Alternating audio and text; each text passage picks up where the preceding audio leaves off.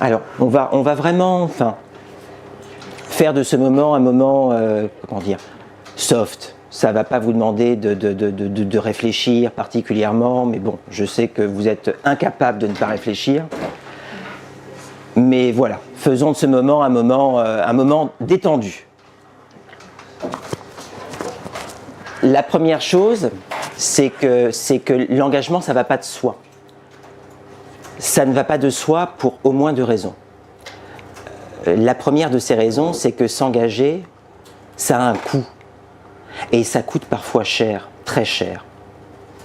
Ça peut coûter jusqu'à la vie, comme on le verra.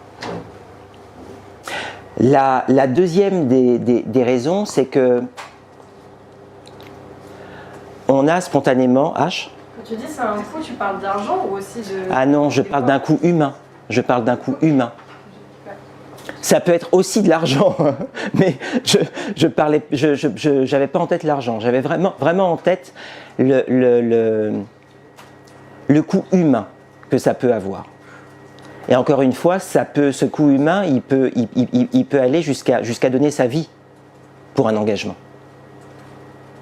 Quand je dis donner sa vie, c'est mourir pour cet engagement. On va le voir, hein. Vous le voyez déjà sur cette photo. Elle vous parle, cette photo, elle vous rappelle quoi comme événement? Ça s'est passé en 89. C'est sur la place Tiananmen, en Chine. Les étudiants chinois étaient venus en masse manifester pour demander davantage de liberté. Et le gouvernement, qui a eu peur de se faire déborder, a envoyé les chars et l'armée contre les manifestants. Il y a eu des milliers de morts. Des milliers de morts parmi les étudiants.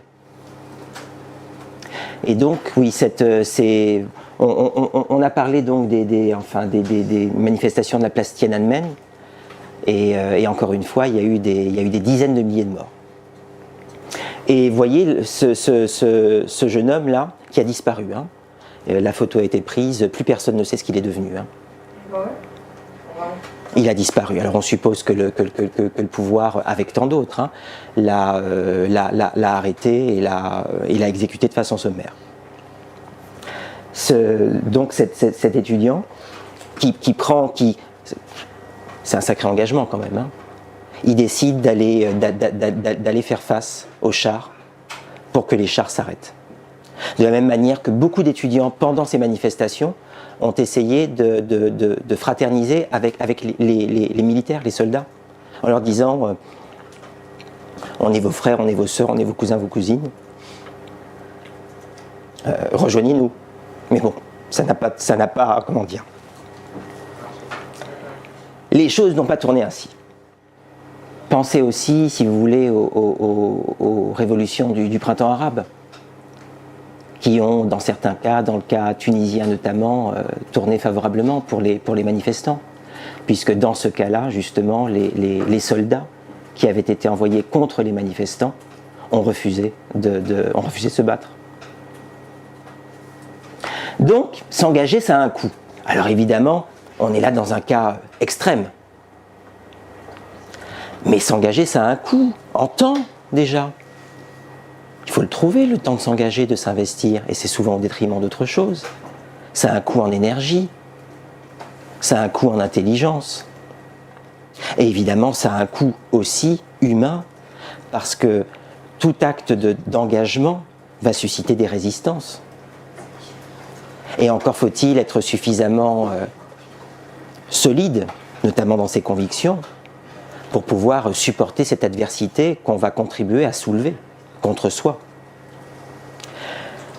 L'engagement ne va pas de soi pour une deuxième raison que vous comprendrez très vite. Si certains s'engagent pour une cause dont je pourrais bénéficier et en paie le prix pour moi, pourquoi m'engagerais-je ? J'aurais plutôt intérêt, si je suis un individu évidemment uniquement rationnel, à laisser d'autres s'engager, obtenir des droits qui pourront me profiter, et tout va bien. Ceux qui se sont engagés ont payé le prix de l'engagement, Mais moi qui ne me suis pas engagé, j'en récolte les fruits. C'est ce qu'on appelle, les passagers clandestins, en théorie politique. Hein. Oriane ? C'est un peu comme les États-Unis qui se sont retirés de l'accord de Paris. Alors c'est un peu différent si tu veux, parce que dans ce cas-là, les accords de Paris sans la participation des États-Unis tombent à l'eau. Concrètement. Pourquoi m'engager et en payer le prix si d'autres le font à ma place et que j'en récolte les fruits? Donc les anglo-saxons parlent de free rider, donc le cavalier libre. Je laisse les autres aller se battre, je reste sur mon cheval, je regarde le champ de bataille, et quand la bataille tourne à l'avantage de ceux qui se battent pour moi, eh bien tant mieux, je pourrai moi-même en récolter les fruits. C'est comme quand on dit il y a un match de foot et qu'on dit ouais je suis pour le gagnant. Oui, oui, c'est un petit peu ça. Ce que tu fais aussi. Donc, si vous voulez, vous avez là deux raisons qui font que l'engagement ne va pas du tout de soi. D'abord parce qu'il peut avoir un coût humain très élevé,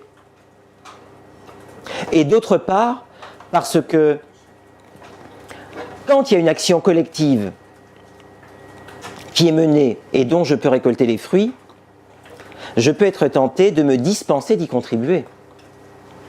Pensez aux grèves. Quand on est gréviste, le temps que dure la grève, on ne touche plus de salaire. Donc, un ouvrier ou un travailleur égoïste pourrait avoir tendance à se dire qu'il va continuer à travailler et ne pas faire grève, mais que si ceux qui font grève en portent la partie, automatiquement il en profitera. Il gagnera deux fois. H ? Et si on raisonne comme ça, il gagne pas. Et la plupart du temps, bien sûr, oui, parce que si tout le monde raisonne comme ça, plus rien ne se fait, plus rien n'avance et plus rien ne change.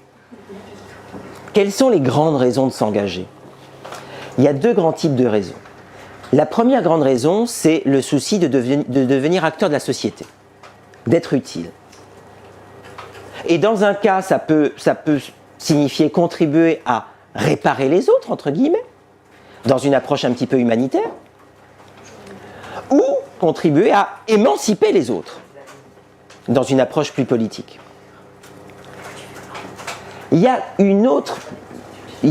d'autres grandes raisons de s'engager, c'est le souci de devenir acteur de sa vie. On ne va donc plus le faire spécifiquement pour la société ou pour les autres, mais pour soi. Pour soi. Pour se réparer soi-même ou pour s'émanciper. Tout cela pour vous dire qu'on ne s'engage pas forcément par altruisme ou par souci des autres. On peut aussi, et c'est tout à fait légitime, s'engager pour soi, pour ce qu'il nous est possible d'en retirer de cet engagement. Étant entendu évidemment que cet engagement pour soi aura des répercussions positives pour d'autres. Il y a un très grand monsieur de la science politique, qui d'ailleurs est venu à la science politique sur le tard. Hein. Ce monsieur, il était économiste de formation, puis il est devenu socio-économiste. Et ses recherches, ses travaux étaient si intéressants et si larges dans le champ qu'il couvrait, qu'ils ont fini par être, adoptés, appropriés par la science politique. Ce grand monsieur, c'était Albert Hirschman. Albert Otto Hirschman. C'était donc un monsieur d'origine allemande qui a émigré aux États-Unis et qui a été professeur dans les plus grandes universités américaines, Harvard, Princeton, etc. Hirschman, d'ailleurs, est mort il n'y a pas si longtemps que ça. Si mes souvenirs sont bons, il a dû mourir en 2012, quelque chose comme ça. Hirschman a écrit un livre très important en 1970.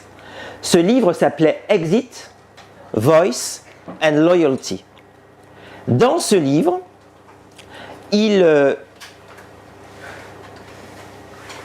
s'intéresse à la question de l'engagement et aux grandes formes d'engagement. Il en identifie trois. La première grande forme d'engagement, c'est la prise de parole, la protestation.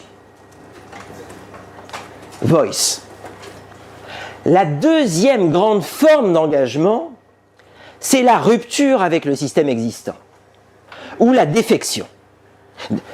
Défection, ça veut dire faire défaut, se retirer du jeu. Exit. La troisième grande forme d'engagement, c'est la volonté de préserver l'existant et de vouloir, si possible, le réformer de l'intérieur, mais sans entrer en rupture avec l'existant. Loyalty, la loyauté. Oui. Est-ce que tu peux... Enfin, je comprends pas en fait. Tu peux préciser? Eh bien voilà, je précise. Ça va trop vite. Je précise. Intéressons-nous à la première grande forme d'engagement. Voice, la prise de parole publique, la protestation publique, le plaidoyer. Vous connaissez Albert Camus. Albert Camus a reçu le prix Nobel en 1958. Et Camus s'inscrit vraiment dans cette tradition de l'intellectuel français. Et je l'illustre notamment par cette phrase tirée du discours de Suède. Donc le discours qu'il prononce quand il est reçu à l'Académie de Stockholm pour recevoir le prix Nobel de la paix. Pardon, le prix Nobel de littérature, excusez-moi. Et il dit que le rôle de l'intellectuel, le rôle de l'écrivain même, je crois même qu'il va plus loin, je crois même qu'il parle du rôle de l'artiste.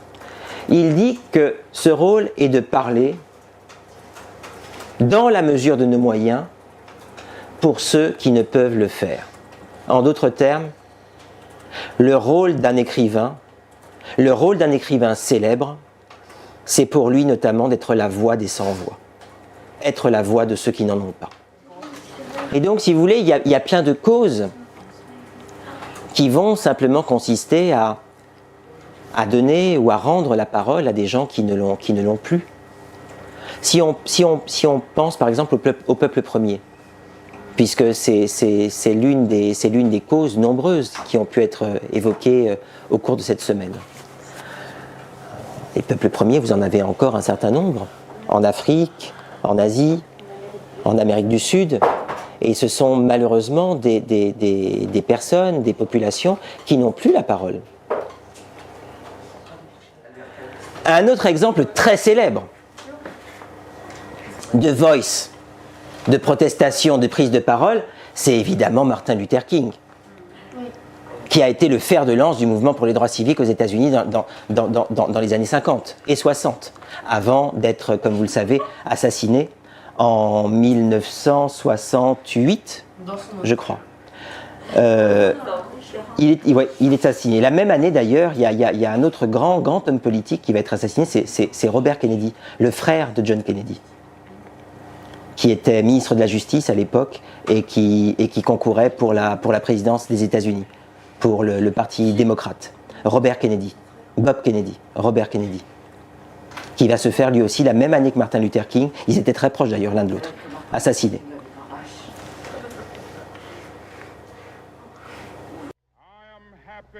To join with you today in what will go down in history as the greatest demonstration for freedom in the history of our nation.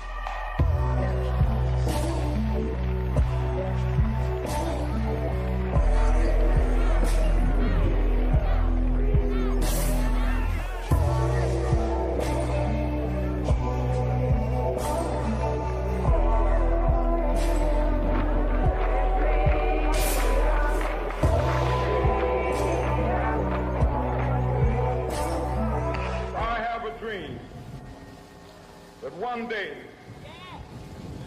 this nation will rise up and live out the true meaning of its creed.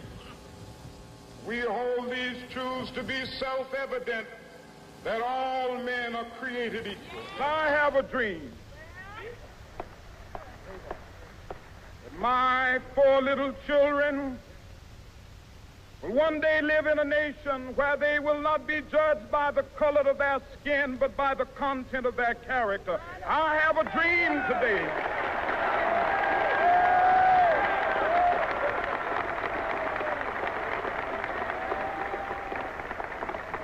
With this faith, we will be able to work together, to pray together, to struggle together, to go to jail together, to stand up for freedom together, knowing that we will be free one day.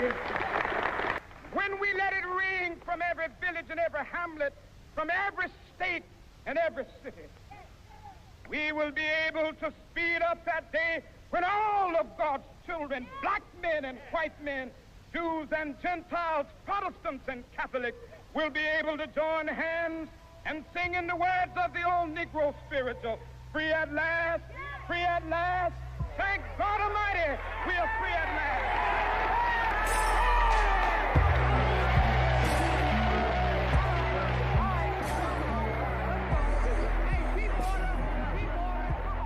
Rendez-vous bien compte du contexte dans lequel ce discours est prononcé. À l'époque où ce discours est prononcé, un noir ne peut pas s'asseoir à côté d'un blanc dans un bus. À l'époque où ce discours est prononcé, un noir ne peut pas utiliser les toilettes d'un blanc. À l'époque où ce discours est prononcé, les petits-enfants noirs ne peuvent pas aller dans les mêmes écoles que les petits-enfants blancs. C'est l'époque de la ségrégation. Et ce discours va être un tournant. Abdallah ? Comment ils ont réussi à avoir tout ce matériel et toutes ces personnes, genre sans qu'il y ait la police et tout ça? Ils étaient non violents, d'une part, et d'autre part, dans cette manifestation, se sont mêlés des noirs, des blancs, des jaunes, des rouges, des personnes de tous horizons. Si la même manifestation avait eu lieu uniquement avec des noirs, il y a fort à parier que, comme tant d'autres, elle aurait été réprimée dans le sang. L'autre grande forme d'engagement, qu'Hirschman appelle l'exit, c'est la non-participation, la défection, la rupture avec le système existant. Vous avez deux grandes formes d'exit. La non-participation à proprement parler et la rupture à proprement parler. Vous voyez bien que ce n'est pas tout à fait la même chose. Si on parle de non-participation, on va par exemple parler d'abstention. Refuser de se rendre aux urnes. C'est une forme de non-participation pour dénoncer un système dans lequel on ne croit plus, par exemple. Refuser une distinction.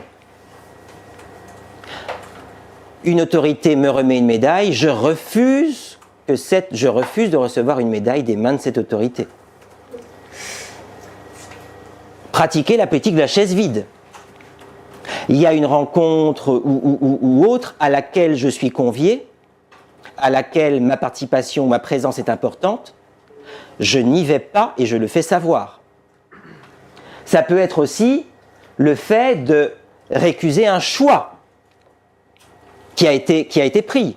Soit parce qu'on n'est pas d'accord avec les objectifs, soit parce qu'on n'est pas d'accord avec la procédure qui a conduit, soit parce qu'on n'est pas d'accord avec les moyens qui vont être employés pour mettre en œuvre ce choix. Autre forme de non-participation, la désobéissance passive.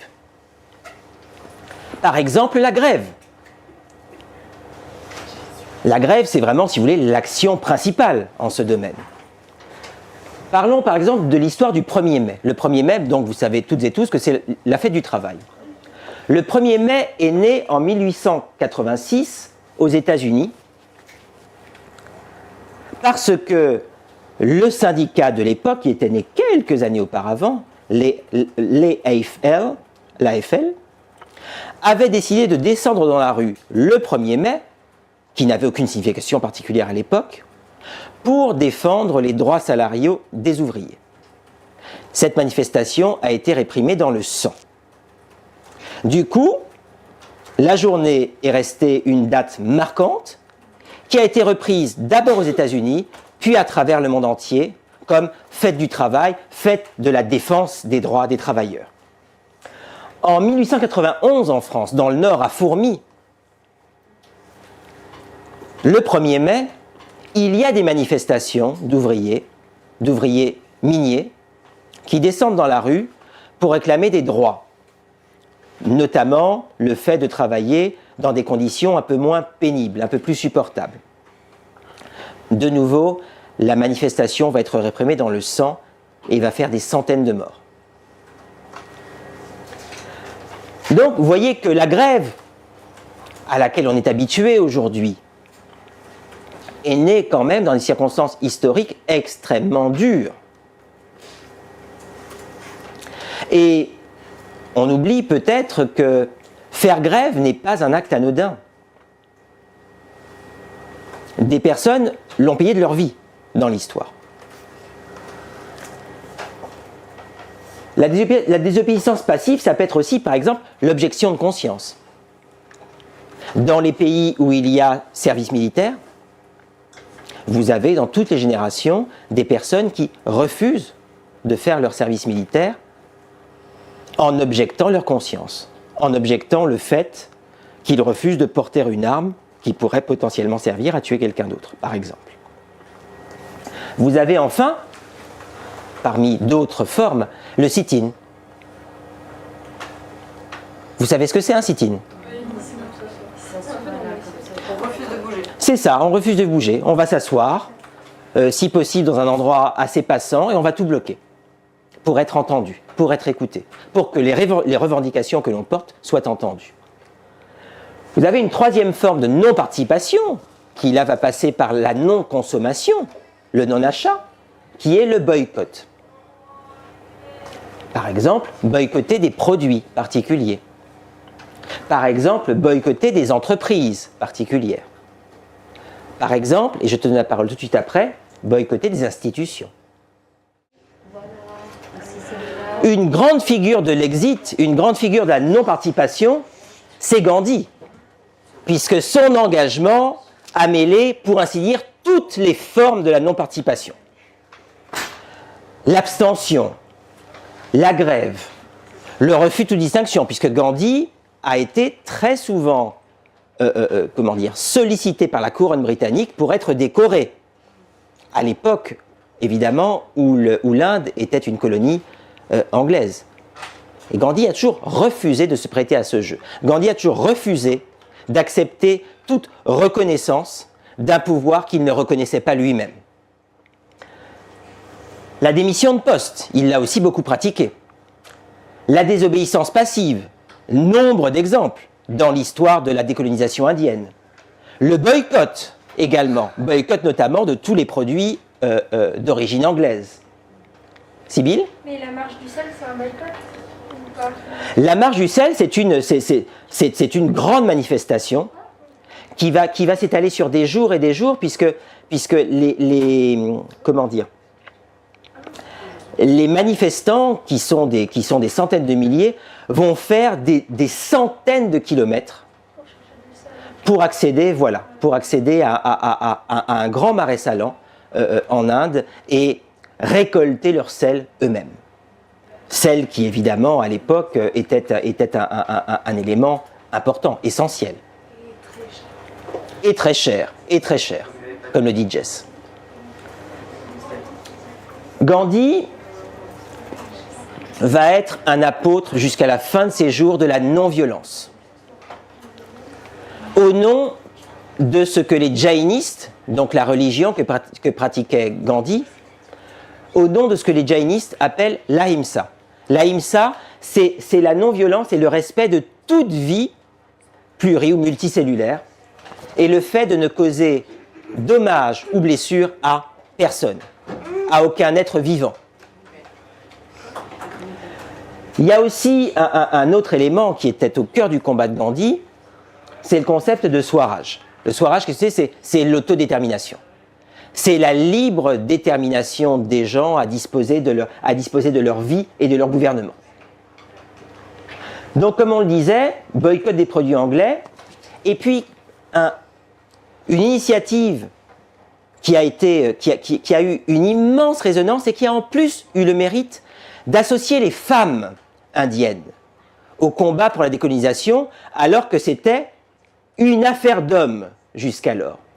Gandhi a cette idée géniale de mettre tous les Indiens au khadi. Khadi, qu'est-ce que c'est ? C'est tisser ses propres vêtements.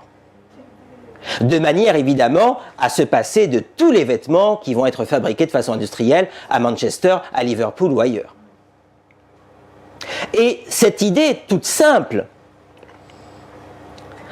inviter, demander aux Indiens de fabriquer eux-mêmes leurs vêtements, a eu plus d'une vertu.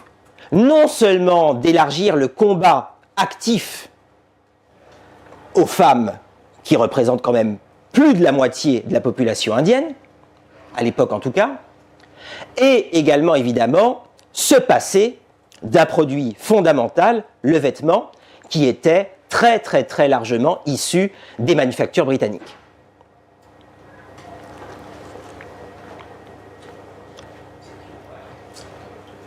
À côté de la non-participation, vous avez aussi la rupture, qui peut prendre des formes évidemment extrêmement radicales. Ce jeune homme que vous voyez là, il s'appelait Jan Palach. Et il était tchèque. Jan Palach va décider en 1968, après ce qu'on a appelé la révolution des œillets, révolution pacifique, non violente, menée en Tchécoslovaquie pour que le peuple tchécoslovaque accède à davantage de liberté. Peuple tchécoslovaque qui, à cette époque-là, évidemment, fait partie des satellites soviétiques, communistes. Oui, c'est brûlé. Parce que c'était pour lui l'une des façons les plus efficaces que les projecteurs du monde entier soient tournés vers la cause qu'il défendait. Ah, genre ici, brûlé devant tout le monde. Voilà. Un être, une torche humaine, une torche vivante, enfin quelqu'un qui s'immole par le feu, qui se brûle devant tout le monde, ça ne peut pas laisser indifférent. Et donc son engagement a pris cette forme radicale, cette rupture finale, pour faire parler de sa cause. Et en effet, évidemment, le monde entier s'est penché sur ce qui se passait en Tchécoslovaquie à cette époque. Jan Palach le fait, notamment parce qu'il n'a pas mille et une façons de protester. Juste après la révolution des œillets, donc en 68, les chars soviétiques débarquent à Prague pour réprimer les manifestations. Voilà. Donc une forme de rupture, une forme radicale de rupture. Une autre forme de rupture, eh bien, ce sont les printemps arabes. Les printemps arabes qui, entre décembre 2010 et la fin 2011, ont pu se déployer avec évidemment des succès et des résultats divers dans nombre de pays arabes. D'abord en Tunisie, puis en Égypte. Ça, c'est une photo de manifestants pendant la révolution en Égypte, mais aussi en Jordanie, avec moins de succès, au Bahreïn, au Yémen et dans quelques autres pays. Et puis vous avez aussi enfin, ces engagements de rupture, vous pouvez aussi les avoir en art. Prenez un artiste comme Jackson Pollock, donc un artiste de la première moitié du XXe siècle. Il a décidé, à travers l'action painting, de rompre avec toutes les traditions et toutes les formes picturales existantes. Parce qu'il estimait qu'il y avait urgence à renouveler de façon radicale les formes artistiques pour rendre compte du contexte de l'époque, de l'esprit de l'époque et de sa spécificité. C'est un sacré engagement, mais cet engagement-là, si vous voulez, que j'illustre avec l'action painting, j'aurais pu tout aussi bien l'illustrer avec Monet et l'impressionnisme. Quand Monet peint un tableau qui s'appelle Impression Soleil Levant, qui est un tableau, si vous voulez, qui rompt avec le caractère très figuratif des peintures de l'époque, pour essayer de montrer et de décrire quelque chose, quand Monet s'engage là-dedans, il se ferme les portes de toutes les expositions et de tous les musées. Donc vous voyez que l'engagement peut avoir un coût certain. Dans le cas de Jan Palach, un coût ultime, un coût démesuré, la vie. Et puis vous avez évidemment tout un tas de formes d'engagement bien plus réformistes, entre guillemets, dans l'esprit, dans leur démarche, des formes de stratégie des petits pas. Je reste dans le système, je suis fidèle au système et j'essaie, la plupart du temps très péniblement, de le réformer, de le transformer de l'intérieur.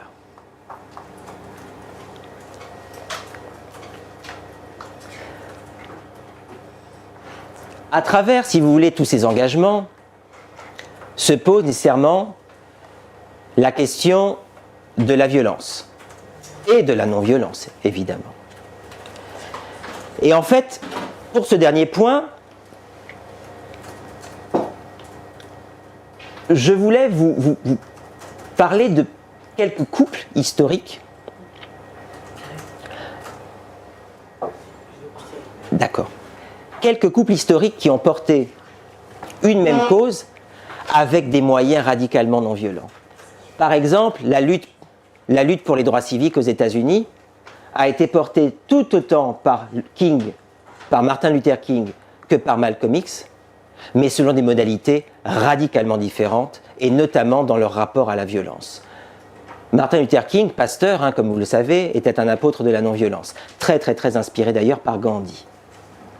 Malcolm X, lui, était un apôtre de la violence. Il estimait que le système oppressif des États-Unis de l'époque vis-à-vis de la population afro-américaine était un système sourd, et que pour que ce système commence à entendre les revendications des Afro-Américains, il fallait le frapper au cœur. Il fallait le secouer, il fallait le réveiller, et que la seule façon, selon lui, d'y parvenir était la violence, l'action armée. Ce couple, vous le retrouvez en Inde, avec le Mahatma Gandhi d'un côté, apôtre et théoricien de la non-violence, et Muhammad Ali Jinnah de l'autre, qui était à l'époque le président de la Ligue musulmane, dans l'Inde sous la domination britannique. Autant Gandhi était dépositaire de la non-violence et partisan de la non-violence, autant Jinnah, lui, considérait que pour que les Anglais, qui ne cessaient de tuer les Indiens comme des lapins, arrêtent, pour qu'ils comprennent, il fallait leur rendre l'appareil. Est-ce que je Alice peux descendre pour avoir une pause avant le dîner? Bien sûr, on a fini. Vous avez aussi Nelson Mandela et son épouse, Winnie Mandela. Mandela qui est devenu, au fil du temps, un apôtre de la non-violence, alors que son épouse, elle, considérait que les Afrikaners, donc que les tenants du système d'apartheid en Afrique du Sud, ne comprenaient pas la non-violence, ne comprenaient pas l'action pacifique, et qu'il fallait, là encore, leur rendre la monnaie de leur pièce. Et vous avez évidemment ce débat, cette tension, cette contradiction qui va traverser tous les mouvements de résistance. Quand est-il légitime de prendre les armes ? Alors évidemment, cette question reste une question ouverte. Je n'ai absolument aucune réponse là-dessus, mais je voulais quand même partager avec vous le fait que nombre de mouvements d'émancipation et de résistance ont mêlé, de façon souvent inextricable, une composante non violente et une composante violente. Évidemment, ce n'est pas un appel subliminal que je vous lance à prendre les armes. Juliette ? J'ai l'impression, après c'est peut-être mes connaissances à moi, mais j'ai l'impression qu'on connaît plus ceux qui ont utilisé la non-violence. C'est aussi évidemment ce que l'histoire choisit de retenir dans une perspective pédagogique. Il n'empêche que, alors évidemment c'est un propos un peu gratuit parce que bon, avec des scies on mettrait Paris en bouteille comme on dit, mais il y a des chances pour que le mouvement des droits civiques aux États-Unis n'ait pas atteint, et vous voyez, on est encore aujourd'hui loin du compte, mais que le mouvement civique aux États-Unis n'ait pas atteint aussi vite ses objectifs s'il n'y avait pas eu une composante violente portée notamment par Malcolm X. Une grande partie de l'Amérique blanche de l'époque considérait les Noirs comme des êtres inférieurs. Souvenez-vous que l'esclavage était très très proche, et considérait que les États-Unis étaient un pays blanc, de blancs pour les blancs. Et malheureusement, il a fallu quelques actions violentes pour que nombre d'États-Uniens blancs prennent conscience de l'urgence de la situation et du caractère absolument désespéré d'une grande partie de la population afro-américaine. On a fini. La résistance là, franchement bravo.